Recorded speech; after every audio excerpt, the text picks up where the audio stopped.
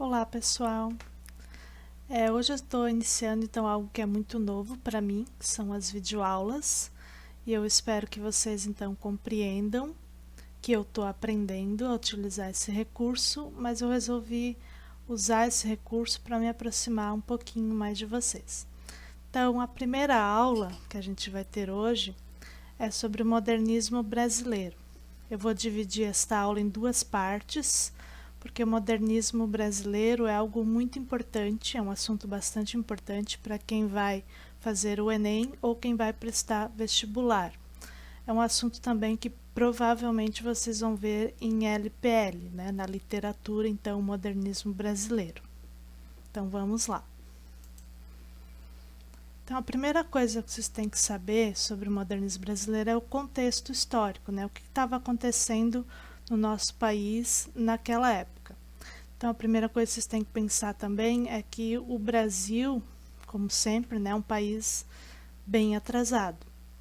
Então, muitas coisas já estavam acontecendo lá na Europa, e o Brasil, a gente podia dizer que nessa época, né, no início do século XX, era um país de interior, um país rural, entre aspas.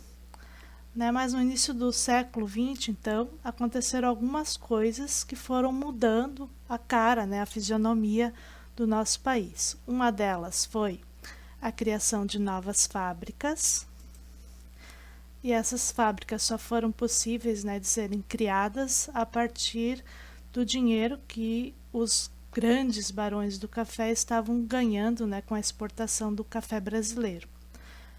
Só para vocês terem uma noção, até hoje ainda o Brasil é um dos maiores exportadores de café do mundo. Então, esse dinheiro que eles ganhavam com a exportação do café, eles investiam em fábricas, em empresas. Então, aqui vocês vão ver uma carpintaria com máquinas bem antigas, Uma coisa que chama atenção também nesta imagem são aqui, ó, as crianças. Então, nessa época, era bastante comum as crianças, de 12, 14 anos já trabalharem nas empresas. E aqui embaixo, ó, é uma fábrica de laticínios, então todos os funcionários da fábrica. Outra coisa, então, que contribuiu, para a mudança da fisionomia do país foi a vinda dos imigrantes europeus, que vieram, então, os italianos, fugindo lá da Primeira Guerra lá na Europa.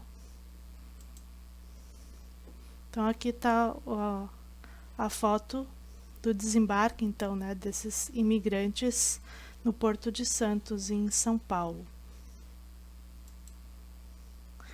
Então, com essa criação das novas fábricas e com a vinda desses imigrantes, que superlotaram então as cidades principais, como São Paulo, por exemplo, e Rio de Janeiro, as cidades começaram a se urbanizar. Claro que bem lentamente, mas aqui a gente já consegue ver, ó, os carros, os bondes, tudo isso então começou a ser construído, a ser utilizado no caso dos carros, Aqui está a Catedral da Sé, em São Paulo, que é uma igreja bastante importante, um marco, um ponto turístico, importante da cidade de São Paulo. Hoje em dia já está bem diferente, E aqui o Teatro Municipal. Por que eu estou mostrando a cidade de São Paulo e não outras cidades? Porque foi aqui, de fato, então, que aconteceu a Semana de Arte Moderna, que é o ápice, do modernismo brasileiro. Então, aqui em cima, ó, tem uma foto do Teatro Municipal, lá do início do século XX, e aqui tem uma outra fotografia, aqui embaixo, de como ele é hoje, nos dias de hoje. Então, se vocês forem reparar nas duas fotos, claro que tem a diferença de uma ser preto e branco, e a outra ser colorida, uma ser durante o dia e a outra durante a noite, mas o teatro em si não mudou praticamente nada. Claro que ele já foi restaurado, mas a arquitetura foi mantida. O que mudou foi os arredores, ó, do teatro. Então a cidade se urbanizou bastante, comparando com lá o início do século XX. Então, outro acontecimento importante que aconteceu antes da Semana da Arte Moderna foi a exposição da Anita Malfatti, então, que aconteceu em 1917. Aqui do lado esquerdo de vocês veem A Boba, que é uma das obras dela, e outra obra aqui, então, é O Homem Amarelo. Essas duas obras causaram bastante polêmica, então, quando foram expostas. Mas antes de falar da exposição em si, eu quero mostrar para vocês que tipo de arte que eles admiravam aqui no Brasil, então, antes do modernismo acontecer.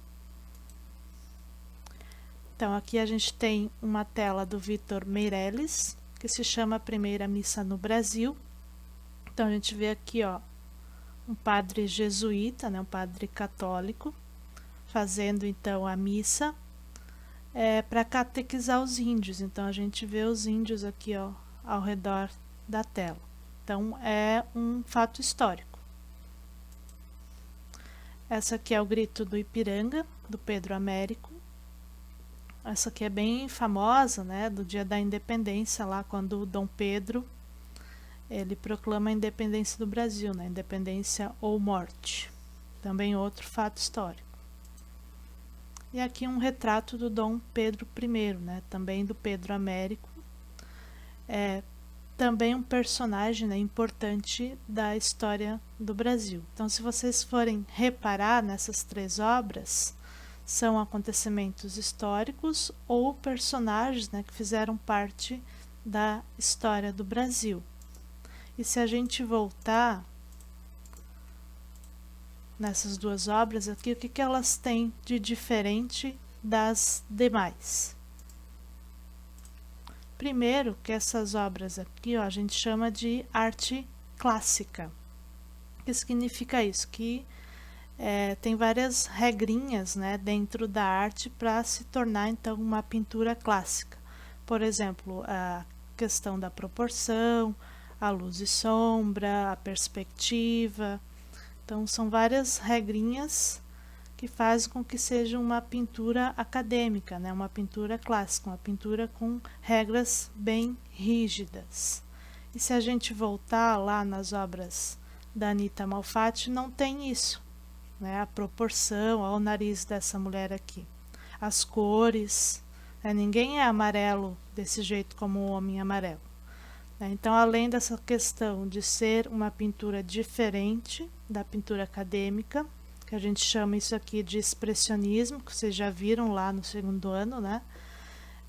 Aqui ela trata de personagens normais, personagens comuns do dia a dia, né? E não personagens que fizeram parte da história do Brasil. Outro fator que a gente tem que levar em consideração é que nessa época no nosso país as pessoas não tinham como se aprofundar, né, muito nos seus estudos. Então, por exemplo, a maioria das pessoas dessa época mal tinham, né, da primeira à quarta série. Se você quisesse fazer o que chamavam de ginásio, né, que era do quinto ao oitavo ano, ou o ensino médio, que eles chamavam de segundo grau, você tinha que ir para uma cidade maior. No caso, quem quisesse fazer um curso superior tinha que ir para a Europa, né, para outros países, porque aqui no Brasil não tinha essa possibilidade. Então, muitos artistas brasileiros, eles estudaram fora, estudaram em outros países, principalmente na Europa, né? Anita Malfatti, por exemplo, ela estudou na Alemanha. Então, lá que ela conheceu o expressionismo alemão, o norueguês também, por exemplo, a obra O Grito, né, que é uma obra bastante famosa do expressionismo. Então, quando a gente fala de expressionismo, lembrem das características da obra O Grito, que vocês vão entender, né, a questão das cores, da deformação das figuras, né, dos personagens. Então, logo que a guerra começou, lá na Europa, ela então se mudou para os Estados Unidos, e lá ela conheceu o Marcel Duchamp. O Duchamp é o artista que colocou o bigodinho na Mona Lisa. Vocês vão lembrar também que vocês já viram, né, nas aulas de arte. Então, depois que ela estudou na Europa, ela voltou para o Brasil e trouxe essas ideias dessas pinturas diferentes. Vale lembrar também que lá na Europa, o expressionismo, o surrealismo, o cubismo, o impressionismo, tudo isso já tinha acontecido por lá. E o Brasil ainda estava iniciando na arte, né? Ainda não conhecia então esse tipo de arte. Por isso que as pessoas estranharam muito, né, quando ela expôs as obras daquele jeito, né? Pessoas coloridas, pessoas diferentes, personagens diferentes.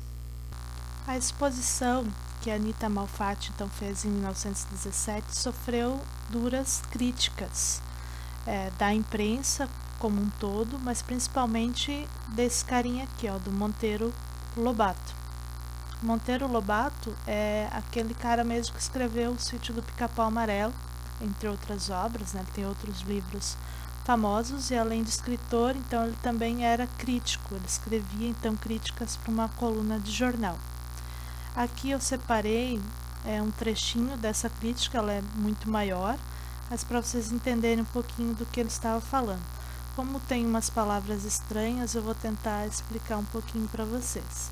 Então ele coloca assim, ó, que há duas espécies de artistas, uma composta dos que veem normalmente as coisas, aqui ele está falando, né, dos artistas que pintam de uma forma acadêmica, que é aquela arte, né, bem certinha, e a outra espécie é formada pelos que veem anormalmente a natureza e interpretam-na à luz de teorias efêmeras. Efêmero é algo passageiro, então hoje está de um jeito, amanhã já pode estar de outro.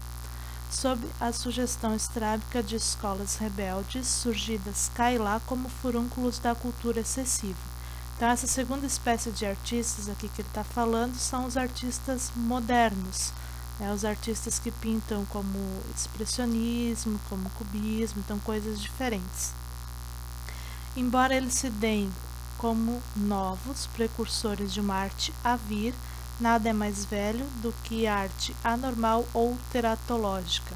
Nasceu com a paranoia e com a mistificação. Teratológico é algo monstruoso, como por exemplo um homem amarelo. Essas considerações são provocadas pela exposição da Sra. Malfatti, onde se notam acentuadíssimas tendências para uma atitude estética forçada, no sentido das extravagâncias de Picasso e companhia. Então, depois de receber essas duras críticas, a Anita Malfatti ficou bem depressiva, né? Ela não queria mais expor a sua arte.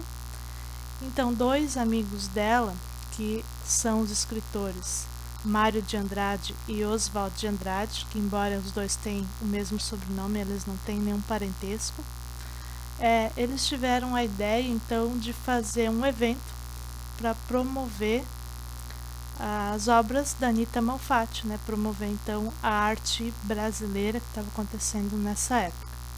Então eles tiveram a ideia de fazer um evento chamado a Semana de Arte Moderna, que aconteceu então em São Paulo, lá no Teatro Municipal de São Paulo, em 1922. Esse aqui é o folder da exposição, e se vocês repararem aqui, ó, tem um broto de árvore, né? Uma árvore nascendo, uma árvore crescendo, e tem uma simbologia, que quer dizer que a arte brasileira está nascendo a partir de então, né? A partir do modernismo brasileiro.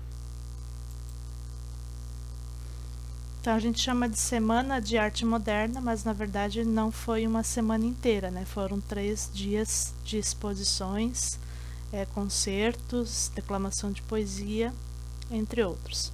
Então foi nos dias 13, 15 e 17 de fevereiro do ano de 1922. Inicialmente, essa exposição era para acontecer numa livraria, numa pequena livraria.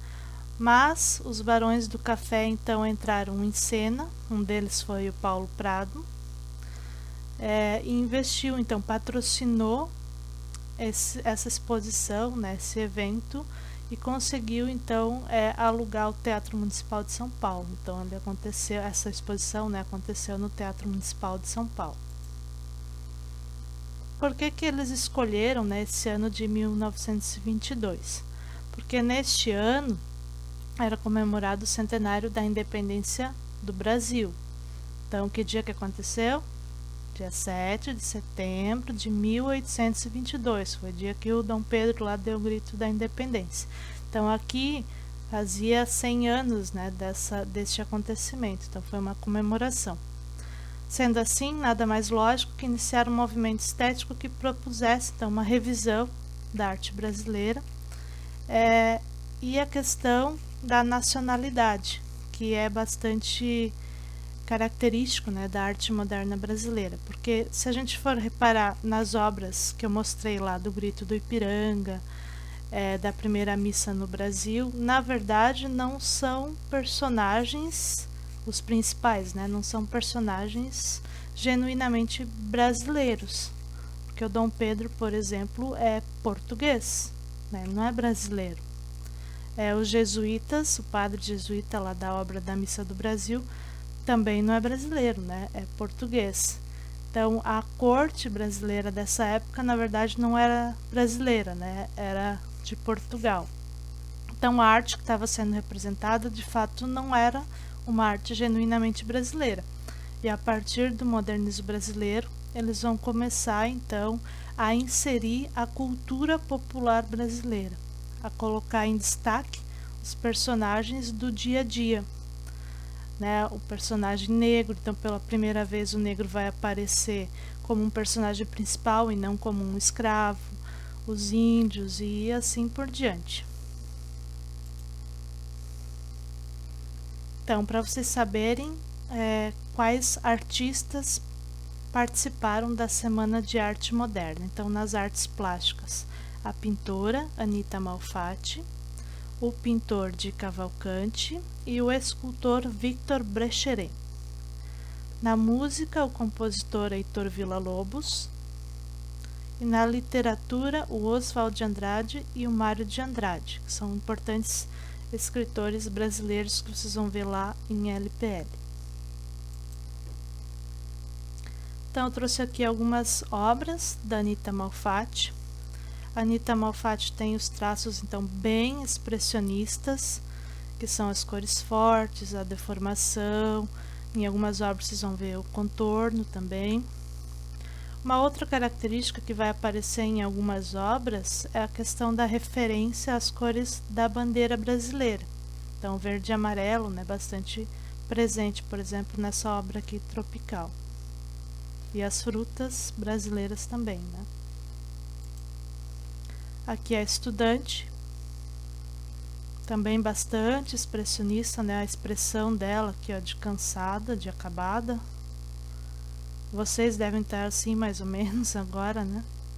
Aqui os contornos, que também é uma outra característica do expressionismo. O Homem de Sete Cores, que é o corpo, aqui a cabeça tá mais para cima, nem dá para ver na obra, né? Então, o corpo dele. E o outro artista, então, é o Di Cavalcanti. O Di Cavalcanti também estudou na Europa, né? Lembro que eu falei que para você fazer um curso superior só indo para outro país. E lá ele conheceu o Picasso, o Braque, que são os artistas do cubismo, o Matisse, que é fauvista, que é aquele movimento artístico que trabalha muitas cores, né? Parece uma arte de criança, e o De Chirico, que é um artista do surrealismo. Então, o principal tema que o Di Cavalcanti aborda são as mulatas, né? Ele era apaixonado pelas mulatas brasileiras. Aqui os pescadores, então uma obra dele. Ele vai muito na linha do cubismo, de fragmentar as formas ou exagerar, né, nas formas, como aqui parece que as pessoas têm gigantismo, né? A proporção não é adequada, né, se fosse comparar com uma obra acadêmica. Que Roda de Samba, também meio geometrizado, lembrando o cubismo. E aqui os negros, ó, aparecendo como personagens principais. Que A Mulata em Rua Vermelha. E outra mulata. Parece uma índia, né? E na escultura, então, a gente vai ter o Victor Brecheret. Essa aqui, né, a principal escultura dele, que é o Monumento às Bandeiras, que fica no Parque do Ibirapuera, em São Paulo. Essa escultura aqui é gigante, não sei se alguém de vocês já foi a São Paulo, já viu essa escultura de perto. mas ela tem 11 metros de altura, 8,40 de largura e 43 de comprimento, quase 44, né? Aqui nessa escultura ele mostra quando os bandeirantes portugueses, né, vieram então para o Brasil para explorar as terras brasileiras, né, explorar os recursos naturais do Brasil. E outros dois artistas que são muito importantes para o modernismo brasileiro são a Tarsila do Amaral e o Cândido Portinari. Na verdade, são os dois mais conhecidos, né, quando se fala de arte brasileira. Mas esse daí será um assunto para a próxima aula.